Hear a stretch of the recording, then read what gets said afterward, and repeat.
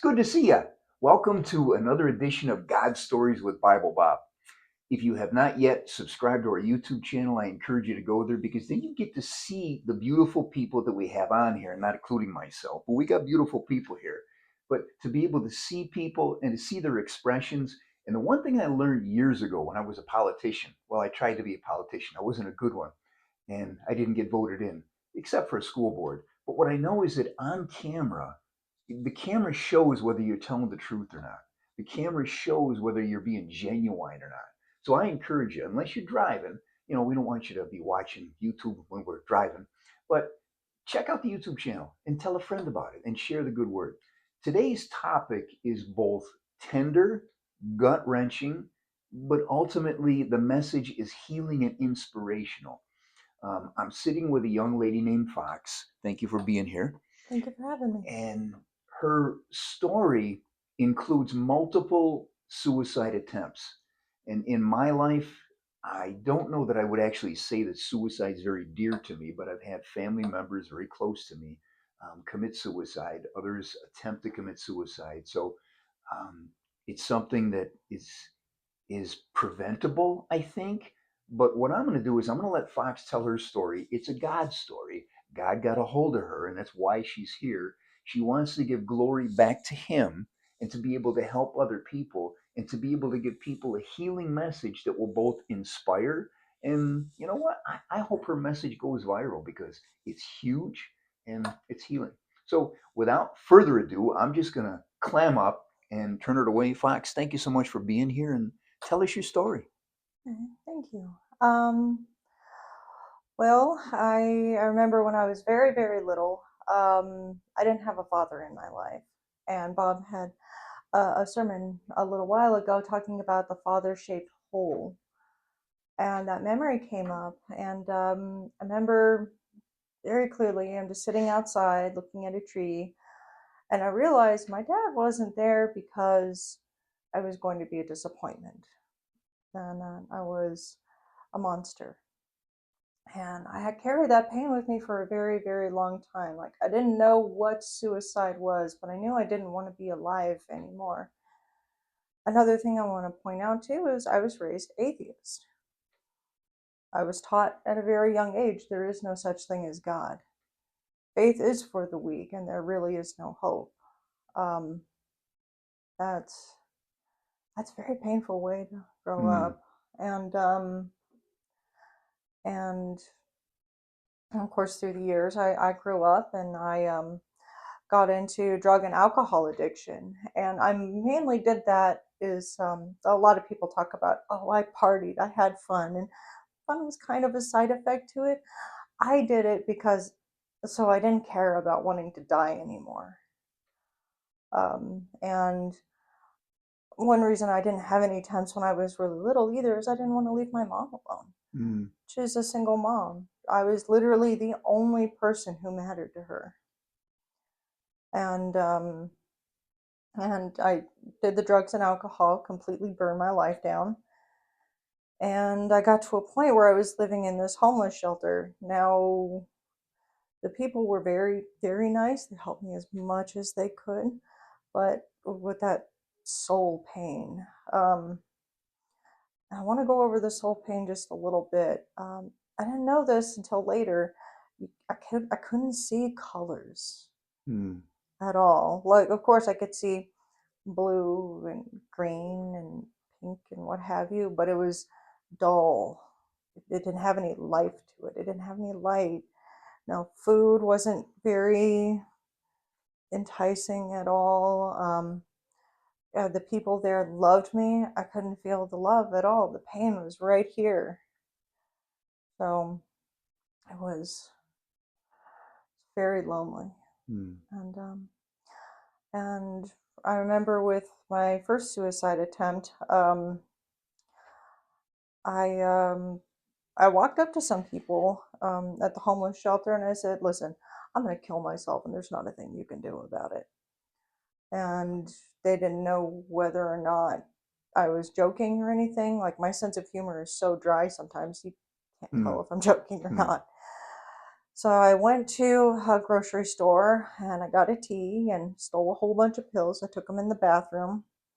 And I waited for a really long time. I wasn't feeling any effects and I was so disappointed. I thought I failed at a suicide attempt. Mm.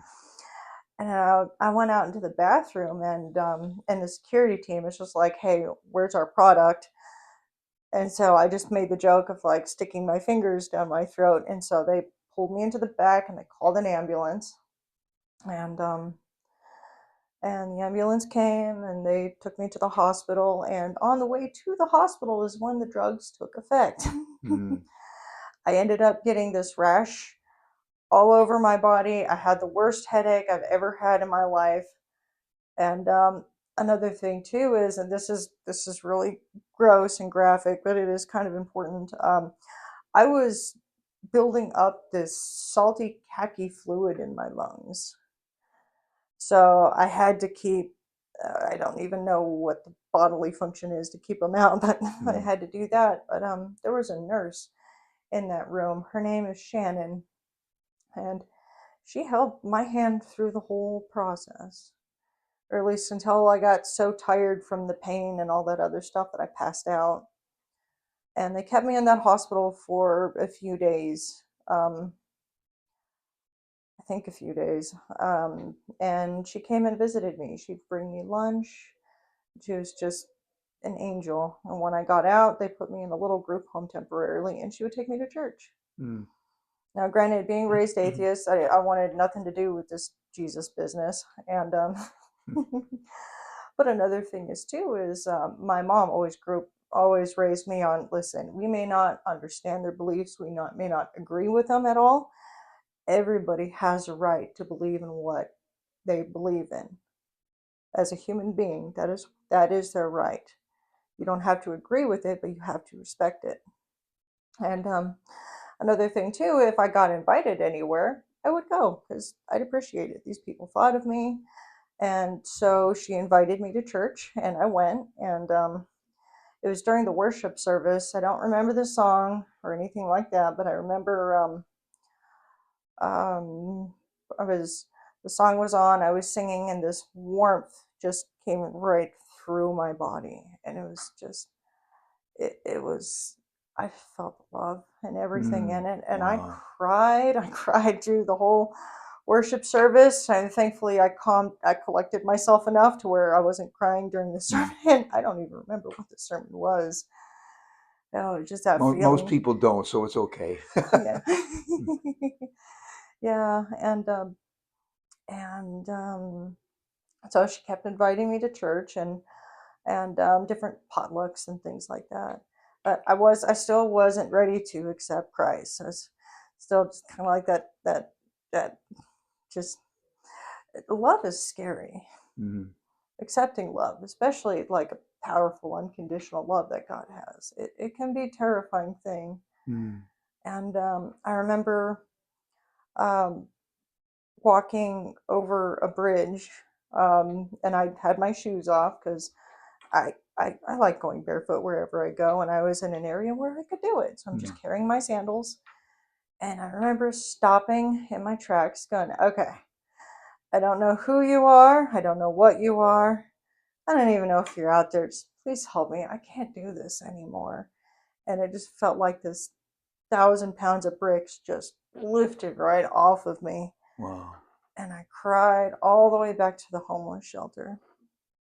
I did. And my mom was in Arizona at the time, Cottonwood, Arizona, and Shannon helped me get down here because I told my mom, "Hey, I basically burned my life to the ground."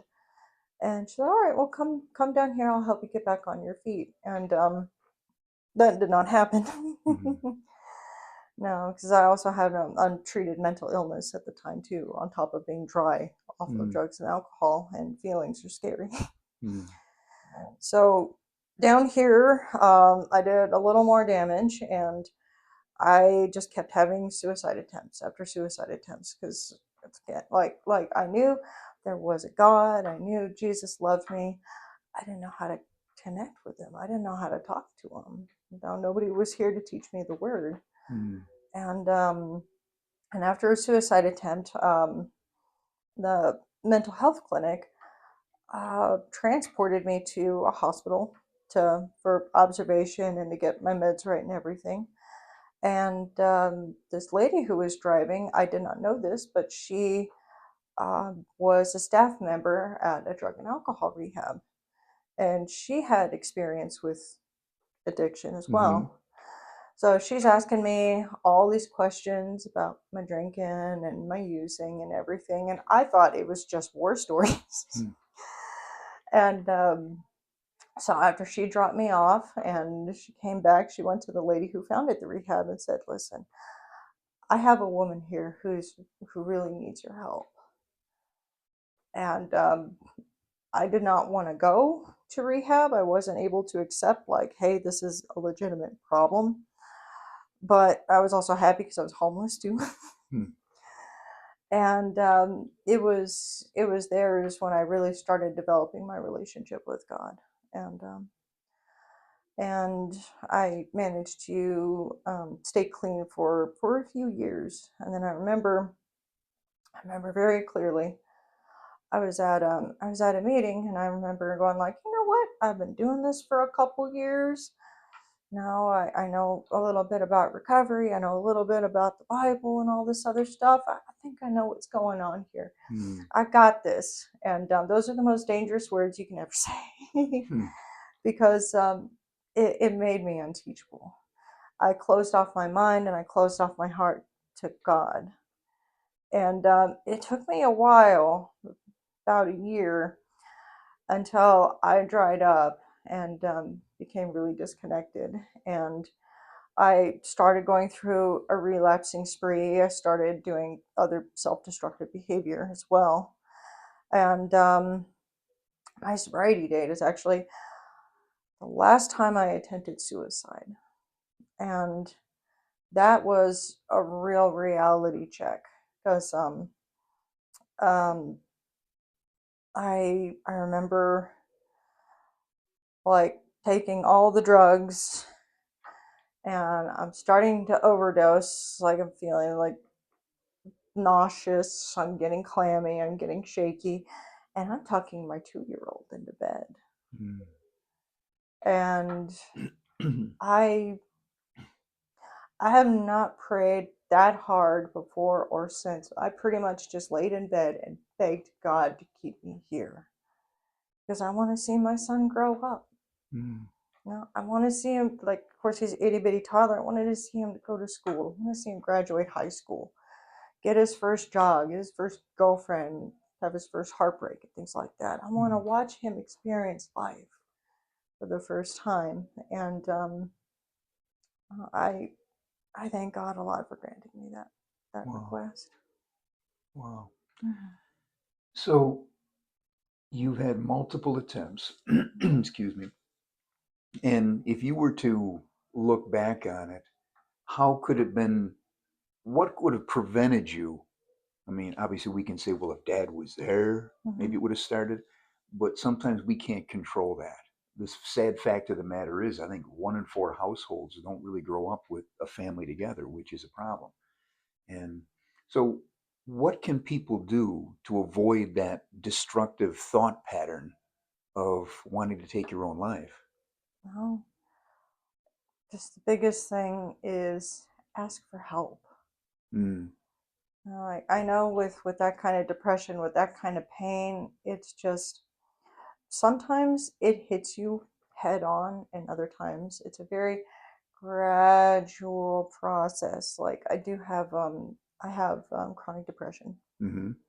and sometimes I get some really big dips. And at first I'm like, okay, I'm used to this. I can handle this. Just pray a little more and what have you. And next thing you know, I'm up to my eyeballs in depression. I'm Mm. in all sorts of unmanageability. So just the biggest thing is ask for help. Mm. It's a scary thing to do, and I know it's sometimes I feel like a burden. Yeah. Yeah, Wow. yeah. But another thing I've come to learn too is that there are people who care. There are people who love you Mm. as well, and there's organizations that are especially made for people who get into that kind of trouble. Wow, that is good.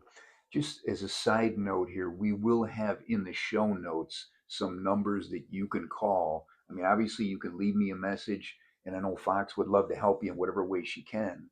We'll put people together, and we'll have numbers in the show notes so you can either contact professionals. Obviously, it goes without saying, if you're really in a crisis, you call 911 first. We're not mental health professionals, but we're like pointer people. We'll point you to the people who really can help you. And at the very least, we'll pray for you, which may be the most powerful thing that we can do.